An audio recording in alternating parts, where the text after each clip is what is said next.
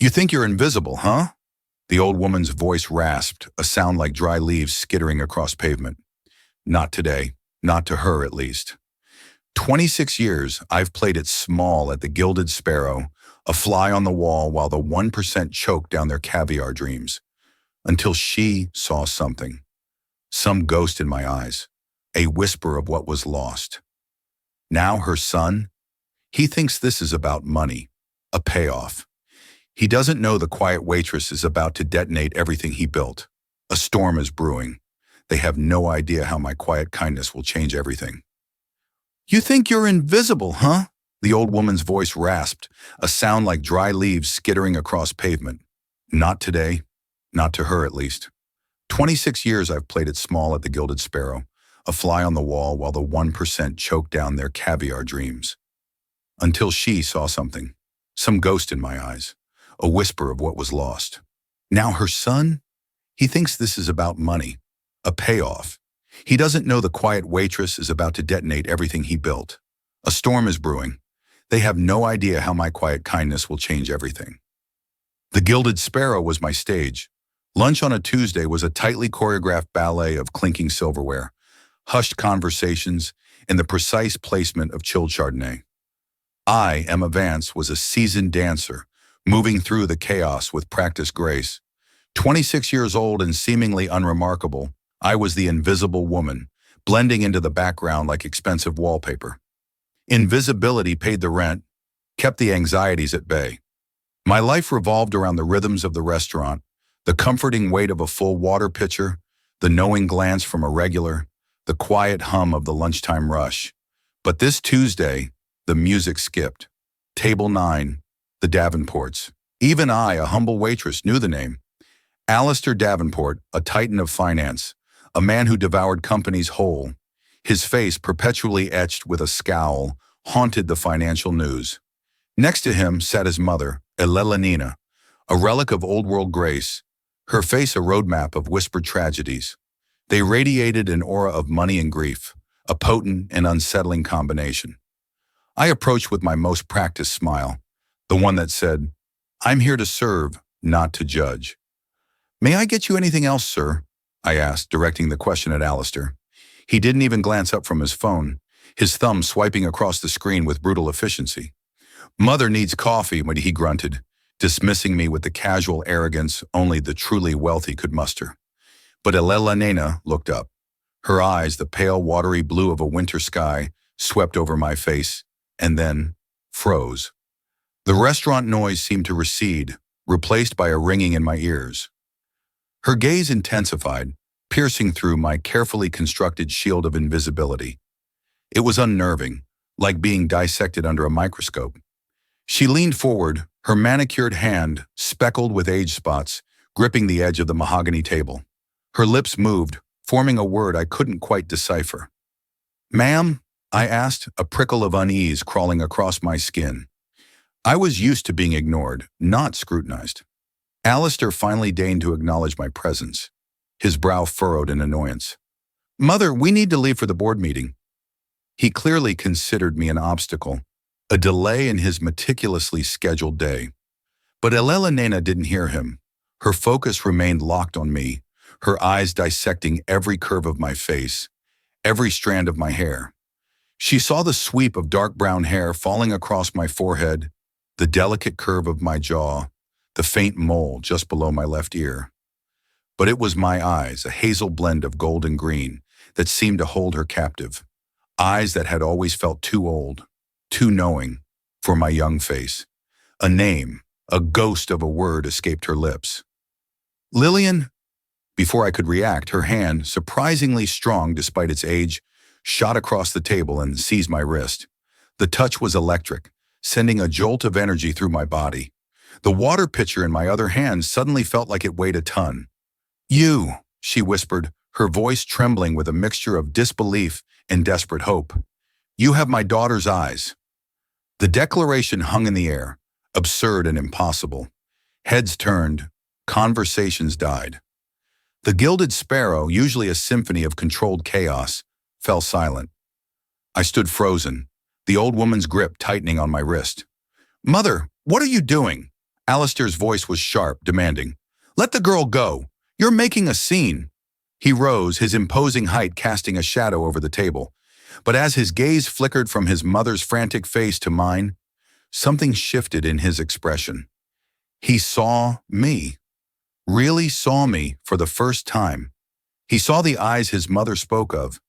He saw the familiar shape of my face, and a memory buried for 25 years clawed its way to the surface. A memory of his sister Lillian, laughing in a sun-drenched garden, her hazel eyes sparkling with a rebellion he could never comprehend. The color drained from his face, leaving him ashen. The carefully constructed walls he had built around his heart, brick by painful brick, began to crumble.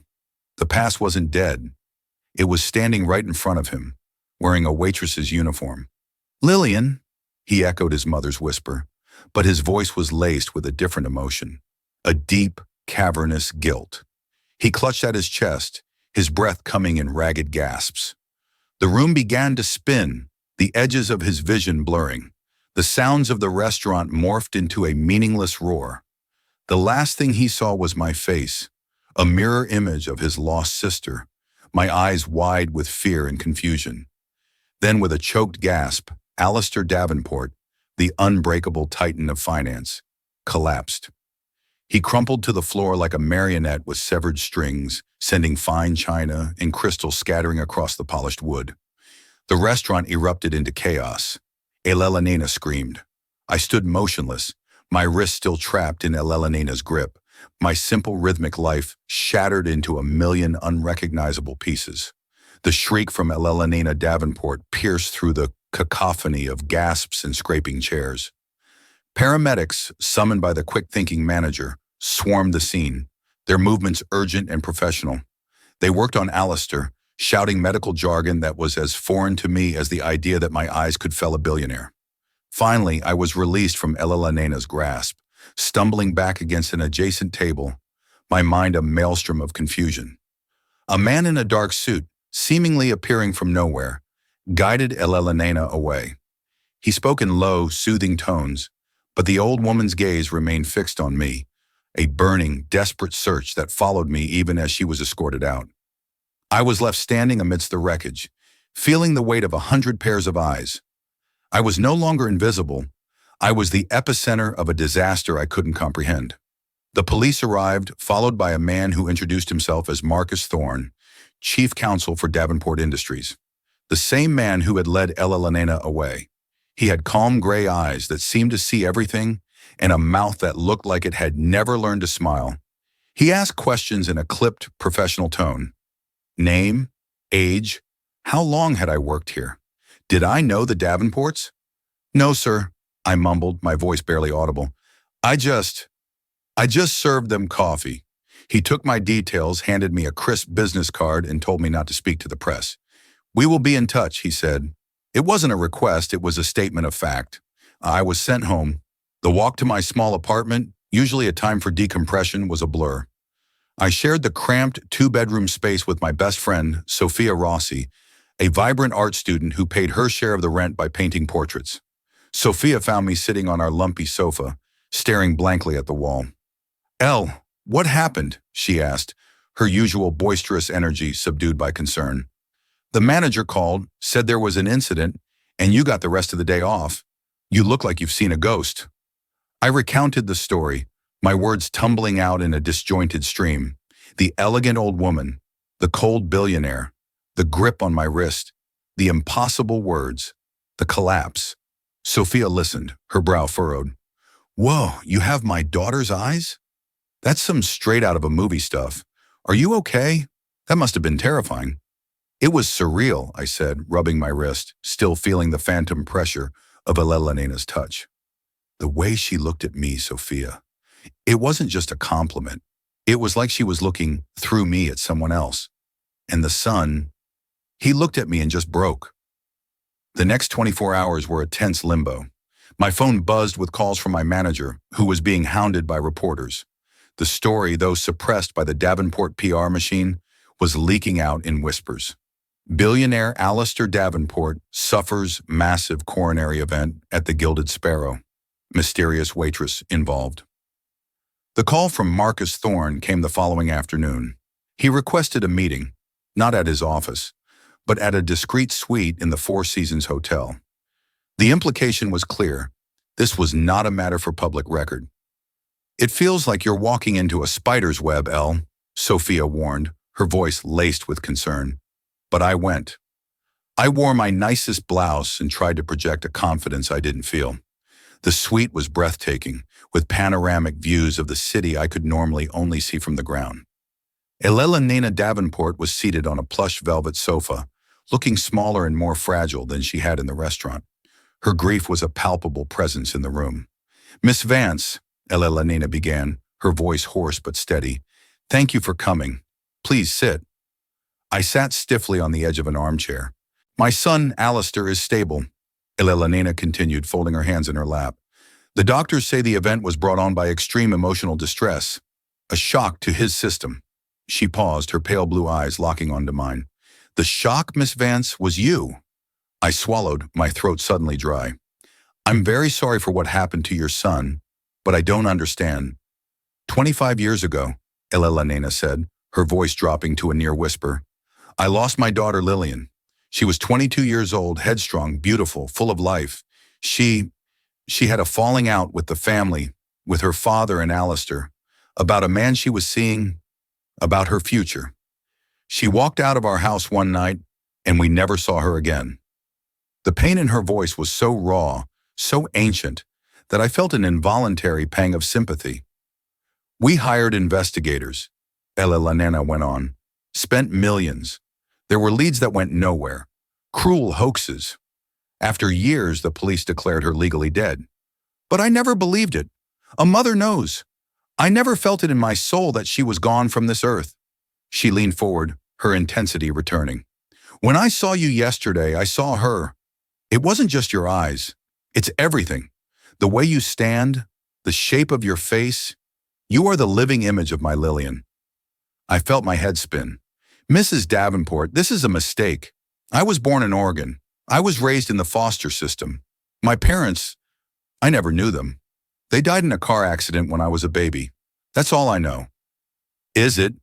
Marcus Thorne's voice cut in, smooth and sharp.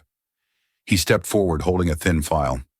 "We took the liberty of doing some preliminary research, Miss Vance. Your history is sparse. You entered the Oregon foster system at 18 months old. The official report states you were found abandoned.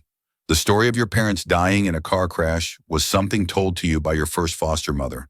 There is no death certificate, no accident report, no record of a Vance couple who perished in that time frame and left behind a child." My heart hammered against my ribs. "What are you saying?" "We are saying," Elena said, her voice trembling with the weight of her next words, "that we believe you are Lillian's daughter. We believe our daughter was pregnant when she disappeared." The air in the room grew thick, heavy with the enormity of the suggestion. I felt like I was drowning. This was insane. It was a fantasy concocted by a grieving mother. That's impossible," I stammered. "Is it?" Thorne countered. "Or is it an answer to a question you've had your entire life?" He had me there. The faceless ghosts of my parents, the gnawing emptiness of not knowing where I came from. It was the central void of my existence. Elena rose and walked over to me, her movements slow and deliberate.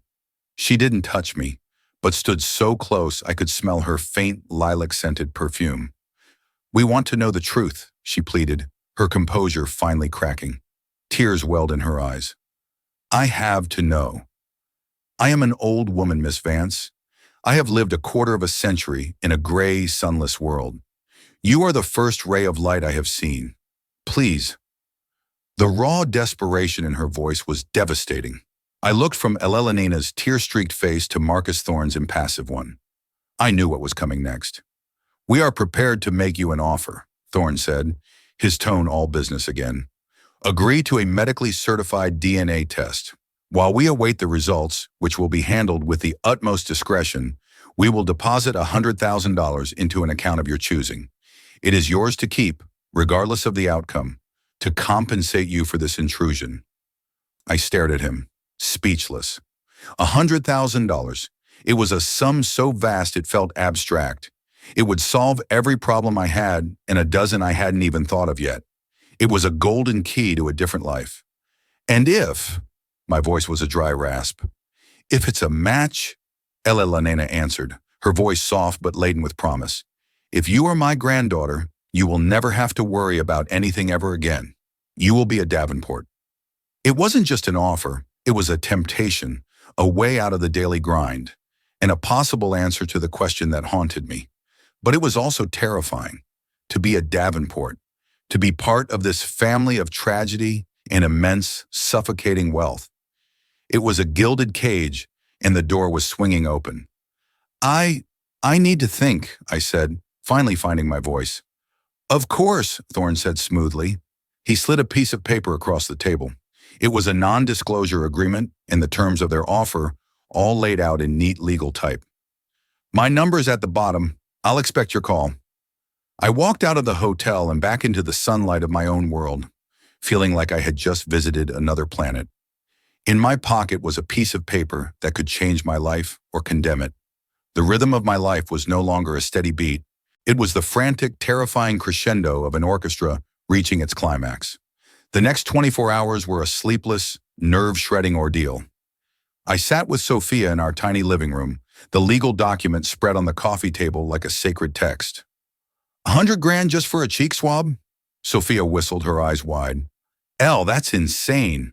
You could pay off my student loans, your debts. We could get a new apartment. You could quit that stupid job. It's not about the money, I said softly, tracing the embossed letterhead of Davenport Industries. Not really, it's... What if they're right? What does that even mean? My whole life, everything I thought I knew about myself, would be a lie. Or, Sophia countered gently, it would be the truth, the real truth. You've always felt like a puzzle with a missing piece. Maybe this is it. The allure of that missing piece was undeniable. The next day, with a trembling hand, I called Marcus Thorne and agreed. The process was swift and sterile. A doctor with kind eyes and discreet manners met us at a private clinic. He took a swab from inside my cheek and another from a willing, hopeful Elena. Alistair, still recovering in a private wing of Massachusetts General Hospital, had his sample provided by the hospital. The samples were sealed, labeled with anonymous codes, and sent to a top-tier genetics lab. The results would take a week. During that week, my life was suspended in a strange, surreal bubble. The Davenports, true to their word, deposited the money. Seeing the number in my bank account felt like a typo. It didn't feel real. At their insistence, conveyed through Thorne, I took a leave of absence from the Gilded Sparrow. They didn't want me facing any more public scrutiny. Elena requested to see me again, not in a sterile hotel suite, but at the Davenport estate in Brookline, a sprawling mansion that looked more like a museum than a home. Feeling like an imposter in my best dress, I agreed. I found Elena in a sunlit conservatory filled with orchids of every imaginable color.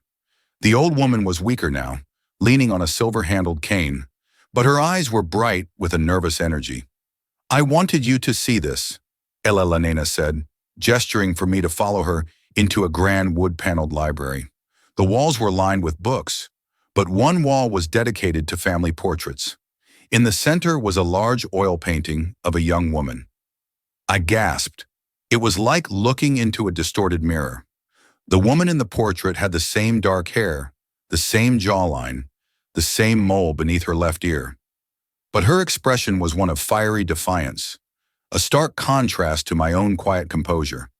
And her eyes, they were the same hazel eyes, but they blazed with a fierce, untamable spirit.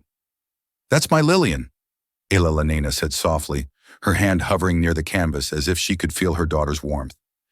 She was painted that summer she turned 21. She hated sitting for it, said it was a stuffy tradition for stuffy people. Over the next few hours, Elena painted her own portrait of Lillian with words. She wasn't just a ghost or a name. She became a person. Lillian was brilliant, passionate, and rebellious. She clashed terribly with her father, a stern patriarch who had since passed away, and with her older brother Alistair.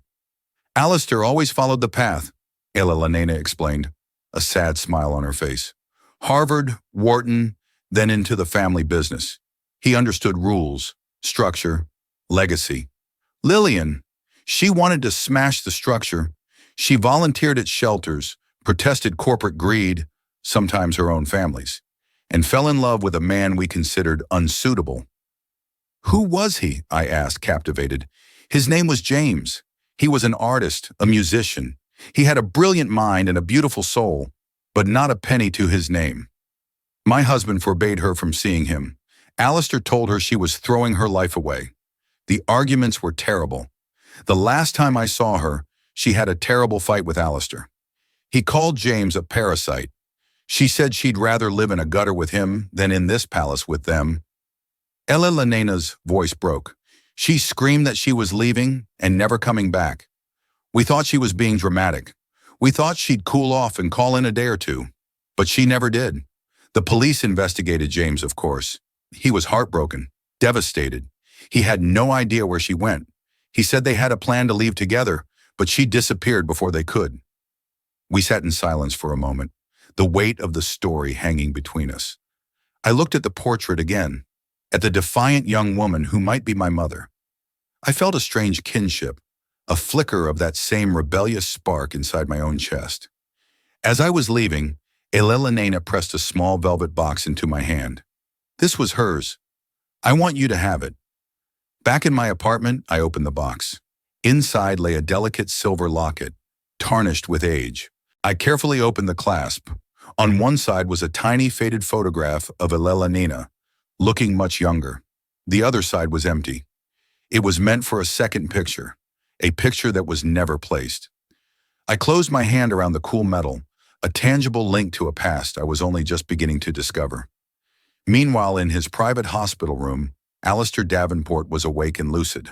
The news of the DNA test had been brought to him by Marcus Thorne. Alistair's reaction was not one of hope, but of a deep, unsettling dread. "What have you done, Marcus?" he rasped, his voice weak. Elena insisted. "After seeing the girl, there's no denying the resemblance." "Resemblance isn't proof," Alistair shot back, a flash of his old fire returning. "You've opened Pandora's box. Some things are better left buried." "Why?" Marcus asked, his curiosity piqued by his boss's strange reaction. "If she is Lillian's daughter, she's family. She's your niece." Alistair turned his head to stare out the window, his jaw tight. A shadow passed over his face, a flicker of an expression Marcus had never seen on him before. Pure, unadulterated fear. "You don't understand," Alistair said, his voice low and strained. "You have no idea what you've just unleashed." He wouldn't say more, retreating into a stony silence, leaving Marcus to wonder what part of Lillian's story had been left out of the official family narrative. What was Alistair so afraid of? The secret, it seemed, was not just that Lillian had a child. The secret was why she had run in the first place, and it was a secret Alistair Davenport had been guarding for 25 years. The week of waiting for the DNA results felt like a lifetime. I found myself living in a strange twilight world, no longer just a waitress, but not yet a Davenport. The $100,000 sat in my bank account, a figure so surreal it felt like play money. I paid off my modest debts and sent a generous check to my last foster mother, a kind woman who had always encouraged me to dream bigger.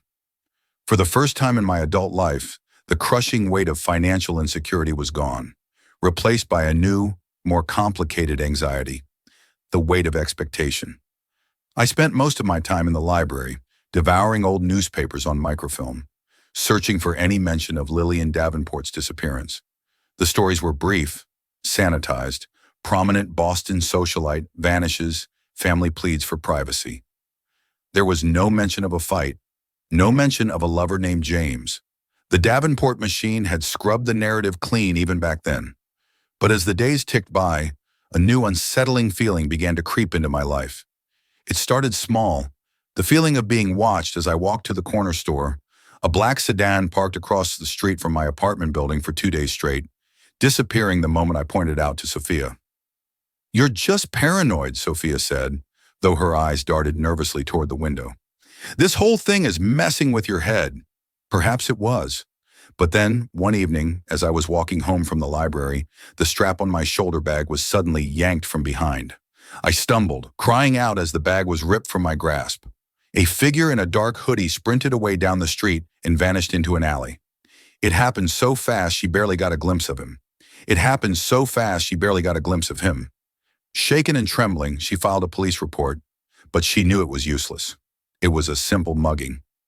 It happened all the time in the city, except when she described the incident to Marcus Thorne during a routine check-in call. His reaction was anything but casual. "What was in the bag, Miss Vance?" he asked, his voice sharp. "Nothing important. My wallet, my keys, a library book. Oh, and the locket. The locket Mrs. Davenport gave me." There was a long silence on the other end of the line. The locket.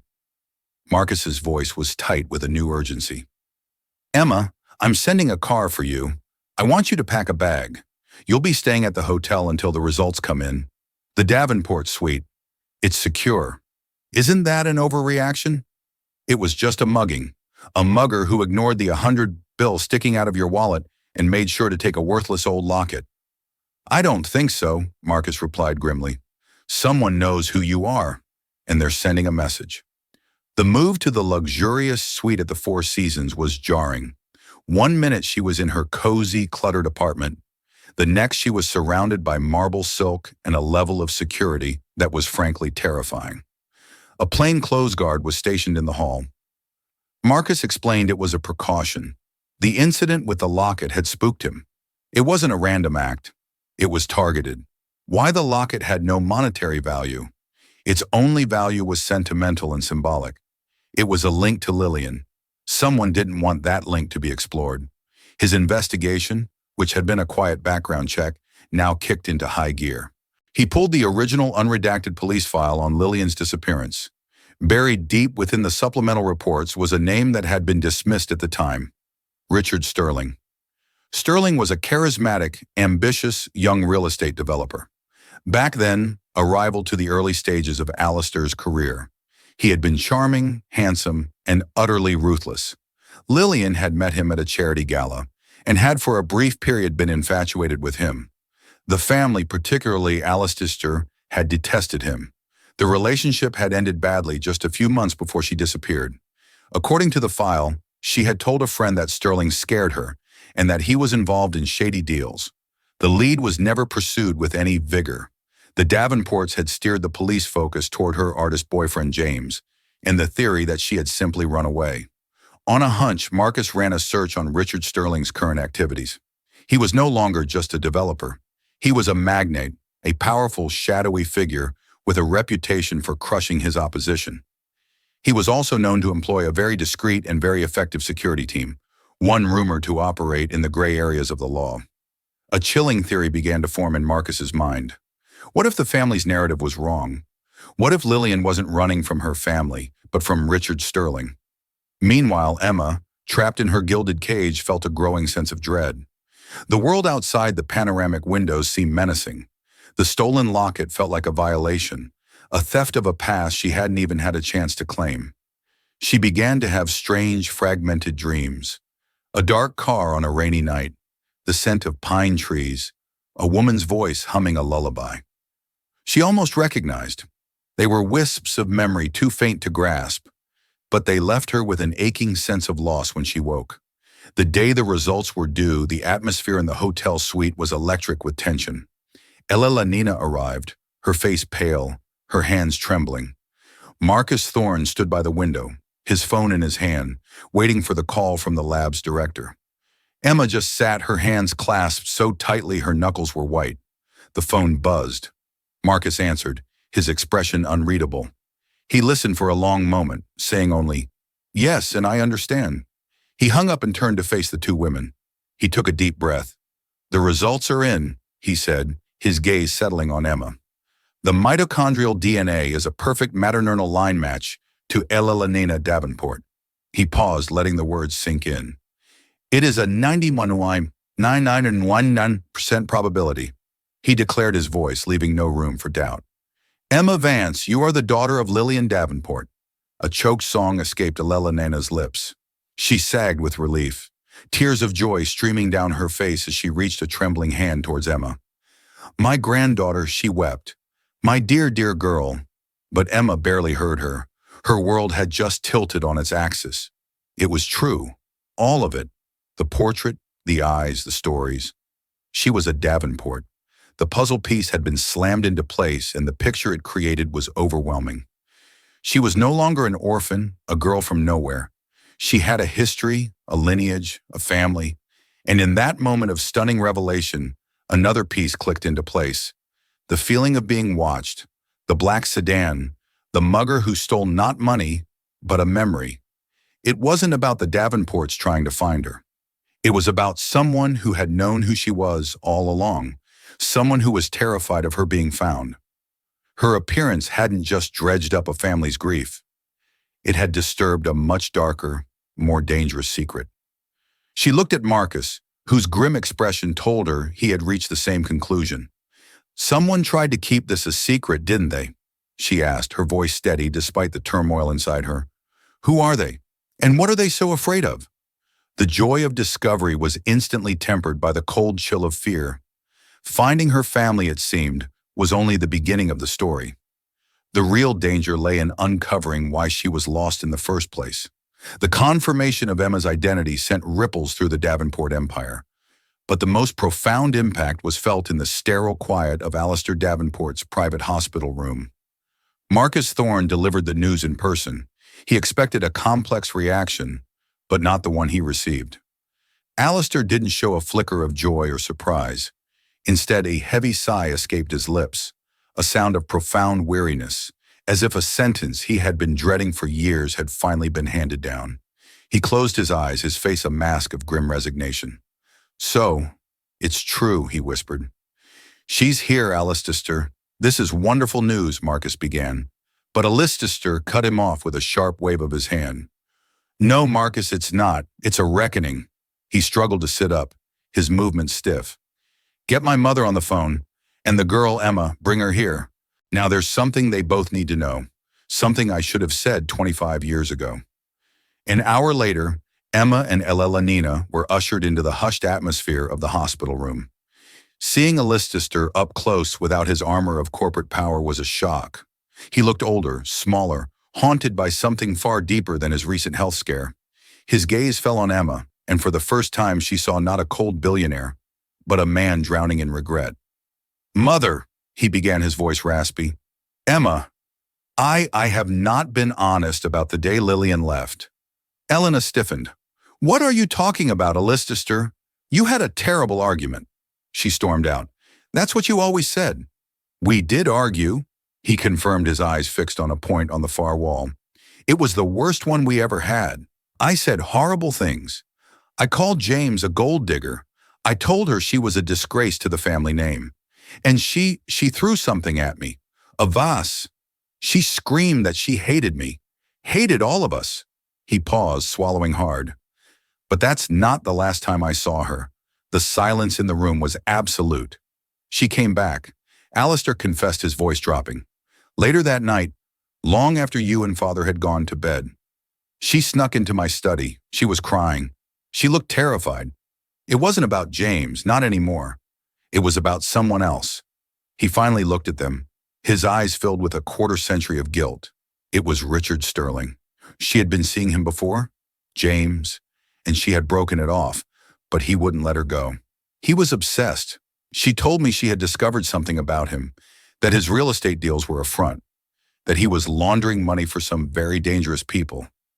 She said she had proof, a ledger she had copied from his office.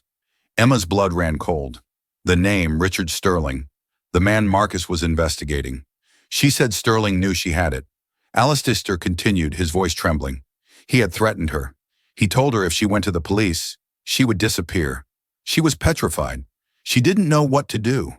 She was afraid to tell Father, afraid of what Sterling might do to James or to us. So she came to you. Elena breathed, her hand flying to her mouth. Alistair nodded, a single tear tracing a path down his gaunt cheek. "She came to me, her big brother. And what did I do?" I didn't believe the extent of it. I thought she was being dramatic, exaggerating to get back at me for the things I'd said. I saw him as a business rival, a snake, but not a monster.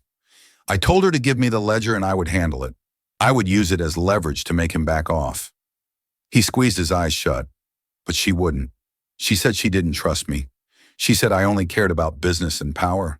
She said she needed to disappear to get away before he could find her. She begged me for money, cash, enough to start a new life somewhere far away.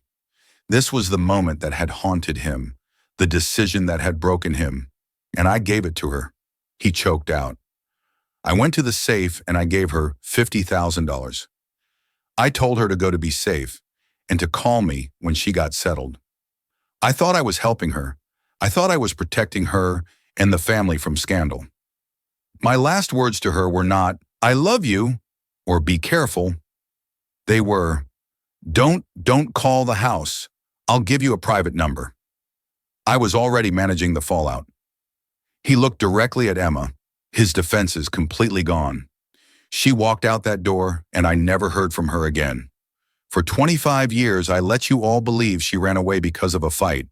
But the truth is, I sent her away. I sent her into the night alone, and terrified, running from a man I underestimated. I didn't protect her. I funded her disappearance. The reason for his collapse in the restaurant was suddenly brutally clear. It wasn't just the shock of seeing a ghost. It was the crushing, instantaneous weight of his failure. In Emma's face, he hadn't just seen his lost sister. He had seen the living embodiment of his guilt, the proof that Lillian hadn't just run away to be a free spirit. She had been a terrified mother-to-be, and he had sent her into the jaws of danger. Elena let out a gut-wrenching sob, a sound of pure, unadulterated anguish. Not for a lost daughter, but for a terrified one. She never knew she had.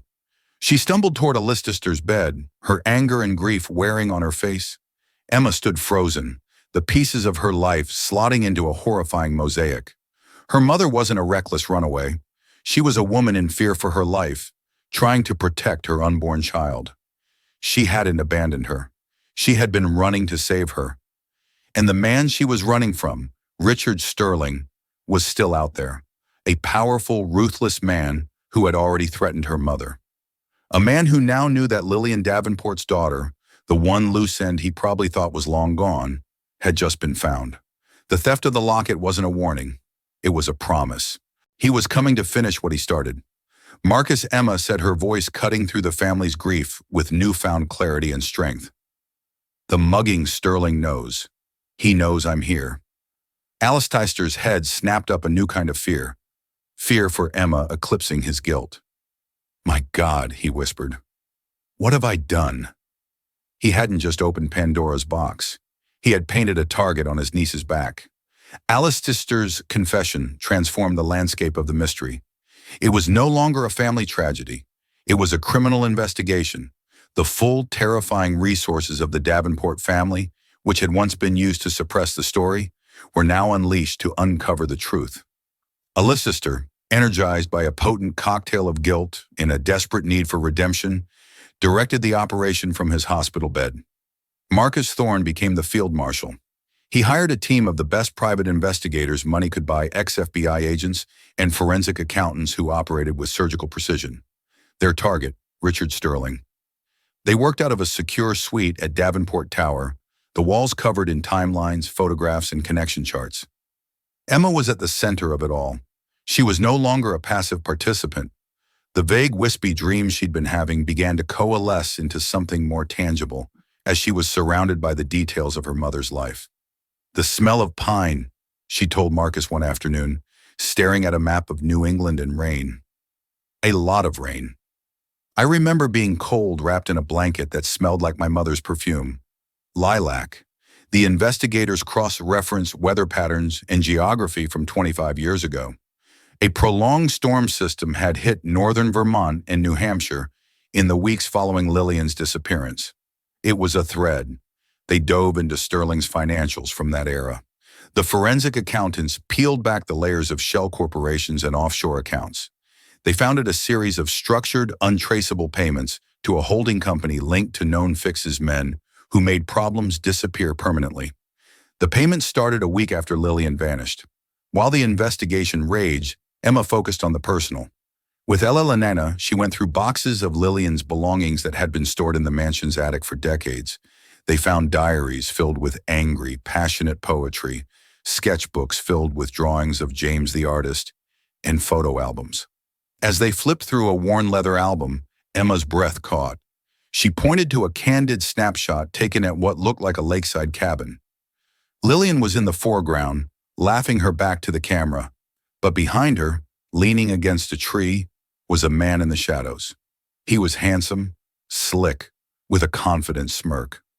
On the little finger of his right hand, he wore a distinctive gold ring with a black onyx stone. "Who is that?" Emma asked. Ella Lanina squinted. "Oh, that's Richard Sterling. Lillian brought him to the lake house once, long before James. I never liked him. He had cold eyes." Emma stared at the ring. A jolt, powerful and visceral, shot through her. A fragmented memory sharper than any before surfaced. She was very small, sitting in a car seat. It was dark. A man's face was leaning in. He wasn't smiling. He was wearing that ring. The onyx stone caught the dim light of the dashboard. He was saying something to her mother, his voice a low, menacing hiss. Her mother was crying, telling him to stay away from her baby. "The ring," Emma whispered, her hand trembling as she pointed to the photo. "I remember the ring. The memory was the key. It placed Sterling with Lillian after she had left Boston. He had found her. The investigators, armed with this new information, focused their search on properties owned by Sterling or his associates in northern Vermont in that specific time frame. They found one, a secluded hunting cabin near the Canadian border purchased through a shell company and sold a year later.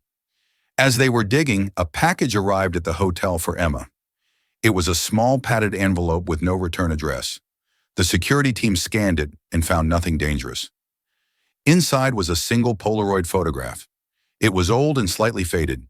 It showed a young woman, Lillian, handing a swaddled baby to another woman outside a small clapboard church. Lillian looked exhausted and frightened, but her expression as she looked at her child was one of fierce, heartbreaking love. On the back of the photo, written in a shaky hand, were 3 words: St. Jude's, Danville. It was a message from the past, a final breadcrumb left by a mother who knew she might not survive. Danville was a tiny forgotten town in the northeast corner of Vermont. Marcus and a shaken Emma, flanked by security, drove there immediately. St. Jude's was a small, weathered church exactly as it appeared in the photo. The priest was long dead, but the church records were meticulous. They found what they were looking for in the baptismal registry from 25 years ago. Emma Vance, parents deceased, godmother Catherine Alley. Catherine Alley. The name resonated with Marcus. She had been on the periphery of their investigation, a former housekeeper for the Davenports, who had quit suddenly around the time Lillian disappeared. They had her last known address, a small town in Oregon. The picture was now terrifyingly complete. Lillian, knowing Sterling was closing in on her, had made a desperate plan. She drove to Danville and gave her most precious possession, her daughter, to the one person she trusted implicitly, her former housekeeper, Catherine. She must have given Catherine the cash Alistair had provided, telling her to disappear and raise the child under a new name. The story of the car crash was a fiction created to protect Emma from anyone who might come looking. The Polaroid was Lillian's final act, proof of what she had done, a message she hoped would one day be found. After handing over her baby, Lillian Davenport, now alone, had turned to confront her tormentor, armed with nothing but a ledger and a mother's courage, and she had never been seen again.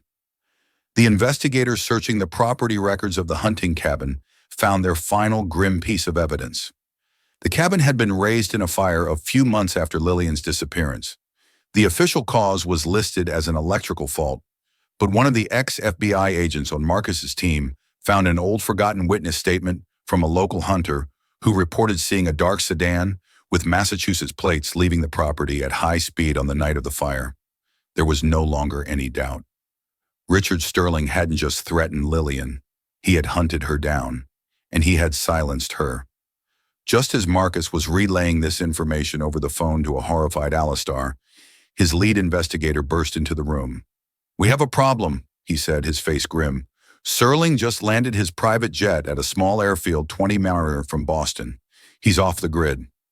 In our surveillance on Emma's old apartment, the unit across the hall was just rented 2 days ago under a false name. The tenant fits the description of one of Sterling's top security men. He hasn't been targeting Emma. He's been waiting for her to go home. Emma, overhearing this, felt a paralyzing fear. Sophia. Sophia was still there. Sterling, unable to get to Emma in her fortress, was going to use her friend as bait. The drive back to Boston was a blur of dread. The investigators' discovery was terrifyingly clear. Richard Sterling knew who Emma was, and he was using her friend Sophia as bait. He had a man in the apartment across the hall waiting for Emma to walk into his trap.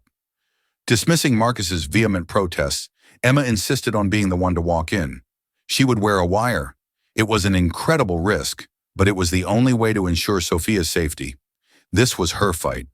It had been her fight since the day she was born. Taking a steadying breath, she entered the apartment. The scene was chillingly quiet. Sophia sat on the sofa, her face pale with terror. Behind her stood Richard Sterling, impeccably dressed, a predatory smile on his face. On his finger, the gold and onyx ring gleamed. "Emma," he purred, "I'm so glad you could join us. The resemblance to your mother is truly uncanny." "Let her go," Emma demanded, her voice cold. Sterling sneered, his arrogance overriding his caution. "Your mother was foolish. She had something of mine and chose to protect a silly ledger over her own life and yours. A pointless gesture. He was trying to poison Lillian's memory." But Emma felt only a surge of strength. She looked him in the eye, her voice clear and strong. "Her story is going to be told," she said, delivering the prearranged distress signal. "It's over." Sterling laughed and revealed a pistol pressed discreetly to Sophia's side. "It's over when I say it is." In that instant, the world erupted. The front door and windows shattered as the tactical team crashed in from two directions. Sophia, seizing the moment, threw herself to the floor. Sterling snarled, raising his weapon toward Emma in a final desperate act. Before he could fire, a single deafening shot echoed from the doorway. Alistair Davenport stood there flanked by Marcus, a handgun held steady. Sterling crumpled, clutching a wound in his shoulder. For Lillian, Alistair stated, his voice flat with finality. In the aftermath, Sterling's empire crumbled. Faced with overwhelming evidence and Alistair's testimony, he confessed everything. Investigators excavated the site of the burned-down cabin and finally found Lillian's remains. Lillian Davenport, no longer a vanished socialite, but a courageous mother, was finally laid to rest with the honor she deserved. Life for Emma was irrevocably changed. She was an AYS, but the wealth was secondary to her purpose. She established the Lillian Davenport Foundation, a charity dedicated to helping women and children in crisis. The Davenport family was not magically healed, but it was whole. Alistair found redemption in his work for the foundation, and Elena found peace in the presence of her granddaughter. Emma, finally understanding her past, was no longer a ghost of her mother, but the living legacy of her courage. She was home. This incredible story shows us that the past is never truly gone. It lives on in the secrets we keep in the faces of strangers and in the undeniable pull of family. Emma's journey from a humble waitress to the heir of a powerful legacy is a testament to the fact that our identity is so much more than our circumstances. It's a story of a mother's ultimate sacrifice, a family's painful reckoning with the truth, and the discovery that finding where you come from can finally show you where you're meant to go. If this story of fate, secrets, and the unbreakable bond of family touched your heart, please let us know in the comments below. What part of the story shocked you the most? Your engagement helps our channel grow and bring more stories like this to light. Don't forget to hit that like button. Share this video with someone who loves a story of profound mystery and emotion. And most importantly, subscribe to our channel and ring that notification bell so you never miss our next incredible real-life drama. Thank you for listening,